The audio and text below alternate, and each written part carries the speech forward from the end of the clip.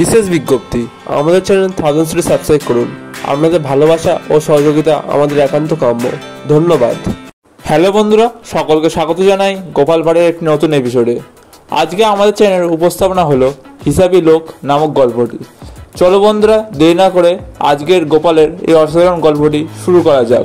হিসাবি লোক। গোপাল একবার দূর দেশে বেড়াতে যাবে। বহুদিন ভাড়াটে বাড়িতে রয়েছে। একে একে অনেক আসবাবপত্র জমা হয়েছে। সেসব আসবাব সঙ্গে করে নিয়ে যাওয়া অসম্ভব, অথচ বেঁচে যেতে ইচ্ছে নেই। হেঁকে পয়সা পাবে। বেঁচে গেলে টাকা পয়সা যা পাওয়া যাবে এখন, তাতে ফিরে এলে সে টাকায় তো আর খরিদ করা যাবে না।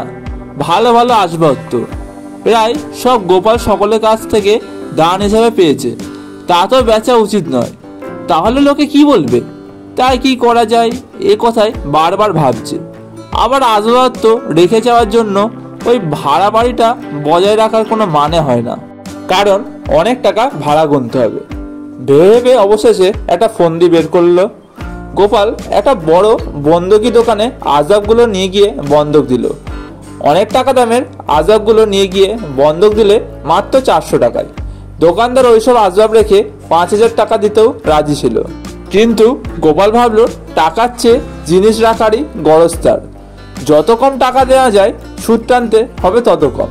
সেই জন্য হিসাব করে দেখলো 400 টাকার দরুন মাসে তার যে সুদ দিতে হবে, একটা ঘর ভাড়া করে জিনিসগুলো রেখে যেতে তাকে মাসে মাসে অনেক বেশি ভাড়া গুনতে হবে। গোপাল বেশ কিছুদিন পর ফিরে এসে টাকা দিয়ে আবার আসবাবগুলো ছাড়িয়ে নতুন করে ঘরে উঠল।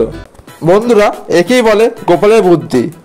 গল্পটি কেমন লাগলো অবশ্যই কমেন্ট করে জানাবেন। দেখা হচ্ছে পরবর্তী ভিডিওতে।